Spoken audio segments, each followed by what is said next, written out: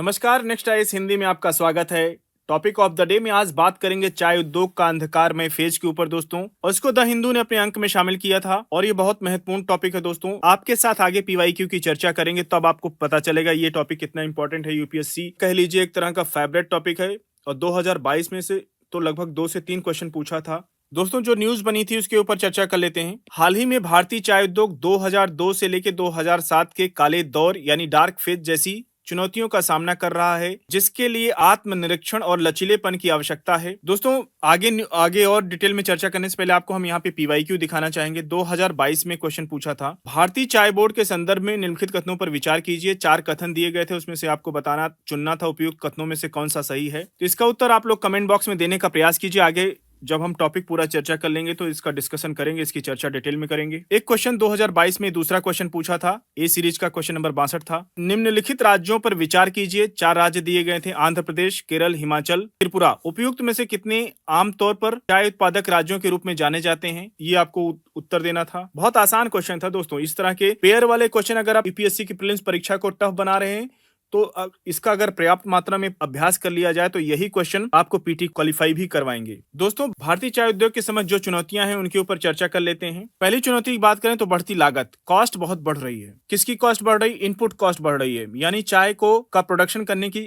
लागत बढ़ रही है जबकि उसकी बिक्री की दर कम हो रही है। पिछले एक दशक में चाय की कीमतों में लगभग 4% की चक्रवृद्धि दर से वार्षिक वृद्धि हुई है।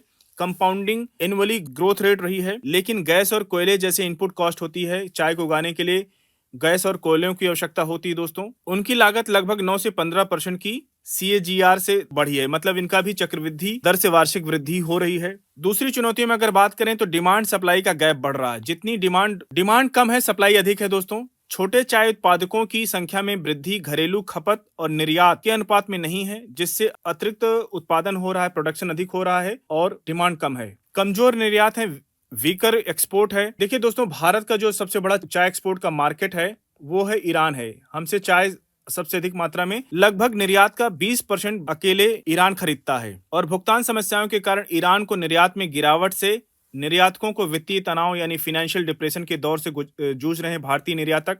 नेपाल के बागान के कारण भी चुनौती बढ़ रही है। पड़ोसी देशों विशेष करके नेपाल से घटिया चाय का आसान प्रवाह भारतीय चाय उद्योग को खतरे में डाल रहा है दोस्तों। जो वहां की दोयम दर्जे की चाय होती है यहाँ की नेपाल की, वो मार्केट में डंप किया जा रहा है, जिससे हो क्या रहा है कि भारतीय चाय इंडस्ट्री को खतरा हो रहा है। लोग सस्ती चाय समझ करके नेपाल की चाय खरीद ले रहे हैं, लेकिन भारतीय चाय को नहीं खरीद रहे हैं। उत्पादकों को इससे नुकसान हो रहा है। और अन्य फैक्टर की चर्चा कर लेते हैं। अन्य कारक क्या हैं? चाय की जो कीमतें हैं वो स्थिर हैं, बढ़ नहीं रही हैं। कुछ प्रमुख हितधारकों के बीच बाजार की शक्ति और पेय को अधिक किफायती बनाने के लिए चाय की क्वालिटी में भी गिरावट प्रमुख कारकों के रूप में पहचाने गए हैं। दोस्तों अब बात कर लेते हैं भारतीय चाय बोर्ड की। बहुत इंपॉर्टेंट बोर्ड है, यहाँ से यूपीएससी क्वेश्चन पूछा था। जो भी हम लोग डिस्कस कर रहे थे उसको और विस्तार में चर्चा करेंगे। भारतीय चाय बोर्ड केंद्र सरकार के वाणिज्य मंत्रालय के अंतर्गत एक वैधानिक निकाय है। याद रखिएगा, मिनिस्ट्री अक्सर पूछता रहता है यूपीएससी अपने प्रीलिम्स एग्जाम में, बहुत ध्यान पूर्वक इसको कवर कीजिएगा। ये कैसा निकाय है? स्टैट्यूटरी बॉडी है, वैधानिक निकाय है और इसकी स्थापना 1953 के चाय अधिनियम के द्वारा की गई थी, जिसका उद्देश्य भारत से चाय की खेती, उसका प्रसंस्करण यानी प्रोसेसिंग करना, घरेलू व्यापार, साथ ही एक्सपोर्ट को बढ़ावा देना है। और भारतीय चाय बोर्ड का जो हेडक्वार्टर्स है, मुख्यालय है, वो पश्चिम बंगाल के कोलकाता में है। याद रखिएगा, अभी क्वेश्चन भी पूछा, यूपीएससी ने पूछा था, तो उसकी चर्चा हम लोग करेंगे। हेडक्वार्टर इसका याद रखिएगा कोलकाता में है। जब आप मेंस का उत्तर लिखने बैठेंगे तो वहां पे भारत सरकार द्वारा उठाए गए कदमों की चर्चा करना, वहां उल्लेख करना बहुत आवश्यक होगा। और प्रीलिम्स में हो सकता है कथन बना के दे आपको, तो आपको पता रहेगा, तभी आप कर पाएंगे। भारतीय चाय बोर्ड ने उनकी आजीविका एवं शिक्षा आवश्यकताओं में सुधार के लिए छोटे चाय उत्पादकों के बच्चों को शिक्षा छात्रवृत्ति की सहायता की एक योजना तैयार की है। जो छोटे चाय उत्पादक हैं, प्रोड्यूसर हैं, उनके बच्चों की पढ़ाई के लिए भारतीय चाय बोर्ड ने किया क्या है कि स्कॉलरशिप देने की योजना बना रहा है, ताकि उनके बच्चों की पढ़ाई से जुड़ा हुआ, उनकी किताबें खरीदना हो, उनकी स्टेशनरी करना हो, उनको आगे की पढ़ाई और जारी रखना है, तो उनको कहीं किसी कारण से दिक्कत ना हो पाए, इसलिए स्कॉलरशिप भारतीय चाय बोर्ड दे रहा है। अब बात करते हैं, भारत सरकार ने चाय बोर्ड के माध्यम से 352 सेल्फ हेल्प ग्रुप बनाए हैं और 440 किसान उत्पादक संगठन हैं, फार्मर प्रोड्यूसर ऑर्गेनाइजेशन है और 17 किसान उत्पादक कंपनियों के गठन में सहायता की है। छोटे चाय उत्पादकों को बेहतर मूल्य प्राप्ति और जानकारी प्रदान करने के लिए चाय सहयोग नाम का एक मोबाइल ऐप विकसित किया है, ताकि उस मोबाइल ऐप पे अधिक से अधिक जानकारी को देख पाएं कि चाय का क्या रेट चल रहा है, चाय को कैसे अच्छी तरह से उगाएं। ये सब कुछ आपको इस ऐप में मिलेगा। अब बात करते हैं भारतीय चाय उद्योग की। देखिए, भारत दूसरा सबसे बड़ा चाय उत्पादक है। पहले नंबर पर अगर बात करें तो चीन है और सेकंड प्रोड्यूसर है भारत। याद रखिएगा, ये फैक्ट आपके लिए महत्वपूर्ण हो सकता है, इसके लिए बहुत ध्यानपूर्वक कवर कीजिएगा। और सबसे बड़ी काली चाय का उत्पादक है। काली चाय का मतलब जिसमें बिना दूध के, जो चाय बिना दूध के बनती है, जैसे नींबू का यूज करके बहुत पी जाती है, बहुत पसंद की जाती है, उसके बेनिफिट भी हैं दोस्तों बहुत। तो उसमें चाय, काली चाय के उत्पादन में भारत पहले नंबर पर है। और भारतीय चाय ईरान में, इराक, सीरिया, सऊदी अरब, मतलब गल्फ कंट्री में भारतीय चाय की बहुत डिमांड है और रूस आदि जैसे विभिन्न स्थानों पर एक्सपोर्ट की जाती है और यह दुनिया का चौथा सबसे बड़ा चाय एक्सपोर्टर है। अगर स्टेटमेंट पूछ ले यूपीएससी की फोर्थ लार्जेस्ट एक्सपोर्टर इंडिया है तो बिल्कुल उसको सही मानिएगा। देखिए, भारतीय चाय उद्योग प्रत्यक्ष रूप से, डायरेक्ट रूप से 1.6 मिलियन श्रमिकों को रोजगार देता है, यानी 11 से 12 लाख लोगों को डायरेक्ट रोजगार मिलता है चाय इंडस्ट्री से। और भारत में उत्पादित लगभग 55% चाय असम में पैदा होती है। केवल 55% चाय असम ही उत्पादित करता है। याद रखिएगा, ये बहुत महत्वपूर्ण है। भारत का चाय उत्पादन 2008 से 2022 के बीच में लगभग 39% बढ़ा है। अगर वे फॉरवर्ड की बात करें, भविष्य की राह क्या है दोस्तों? सरकार को बेहतर निर्यात अवसंरचना प्रदान करके रेमिशन on duty and taxes of export product, निर्यात उत्पादों पर शुल्क या कर की छूट दे करके राज्य के कर्तव्यों को पूरी तरह से वहन करके और भारतीय चाय उत्पादकों और निर्यातकों को अंतर्राष्ट्रीय बाजार में अधिक प्रतिस्पर्धी बनाने के लिए उधार पर ब्याज दर को कम करके हस्तक्षेप करने की आवश्यकता है। कहने का मतलब यह है दोस्तों, जो भारतीय चाय एक्सपोर्टर हैं उन पर जो लिया जाने वाला ड्यूटी है, शुल्क है, वो उसकी रेट कम की जाए। जो एक्सपोर्टर है, निर्यात उत्पादों पर शुल्क या कर की छूट, टैक्स की छूट को बढ़ा दिया जाए। अधिक से अधिक टैक्स रेट की जो डिस्काउंट होता है या कह लीजिए रिबेट होता है, उसका दर जहां छूट 20% दी जानी चाहिए वहां 30% दी जाए। जहां 25% दी जाती है छूट, वहां पे 35% दी जाए, ताकि इससे हमारे एक्सपोर्टर को क्या होगा,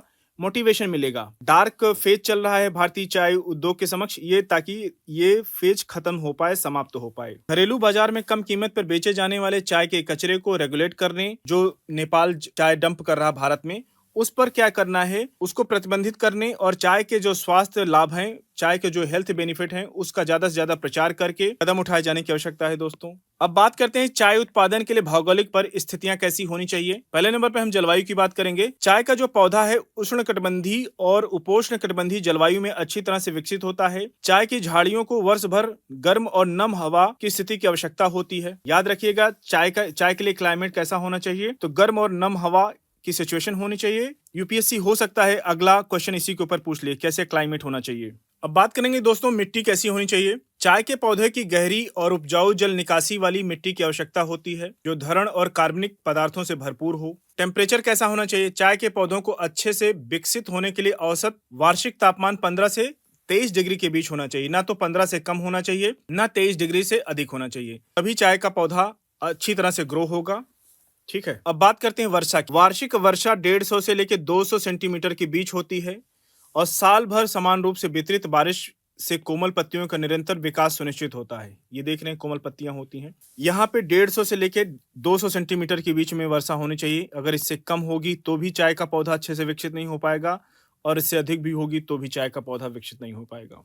अब बात करते हैं प्रमुख चाय उत्पादक राज्यों की, क्योंकि यूपीएससी क्वेश्चन पूछा है कौन कौन से चाय के उत्पादन करने वाले राज्य हैं। तो पहले नंबर पे असम 55% यही उत्पादन करता है। पश्चिम बंगाल के दार्जिलिंग और जलपाईगुड़ी जिलों की पहाड़ियों में उगती है। तमिलनाडु की पहाड़ियों पर भी चाय पैदा होती है।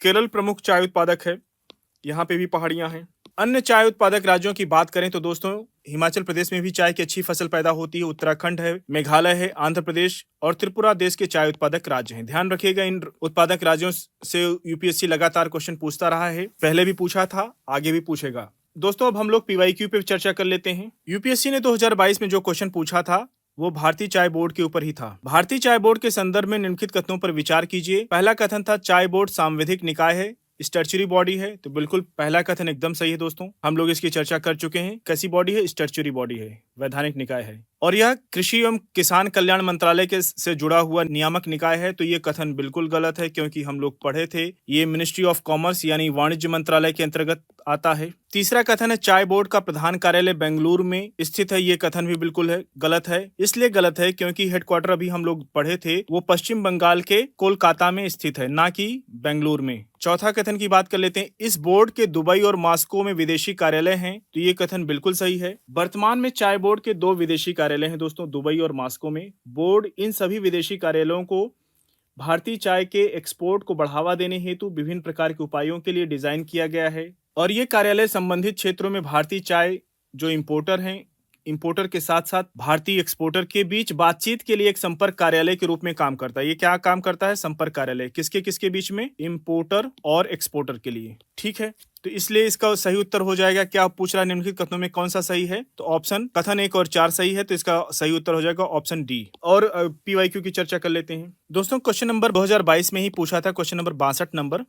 निम्नलिखित राज्यों पर विचार कीजिए। एक कथन था आंध्र प्रदेश, केरल और हिमाचल प्रदेश, त्रिपुरा उपयुक्त में से कितने आमतौर पर चाय उत्पादक राज्य के रूप में जाने जाते हैं? हम लोग ये पढ़ चुके हैं कि भारतीय चाय बोर्ड की जो एनुअल रिपोर्ट आती है, भारतीय चाय बोर्ड के एनुअल रिपोर्ट 2019-20 के अनुसार सामान्यतः चाय असम, यहाँ पे आंध्र प्रदेश में भी पैदा होती है। आंध्र प्रदेश भी सही कथन है। केरल में भी होती है पैदा, हिमाचल प्रदेश में भी, त्रिपुरा में है। तो सभी कथन इसके सही हैं।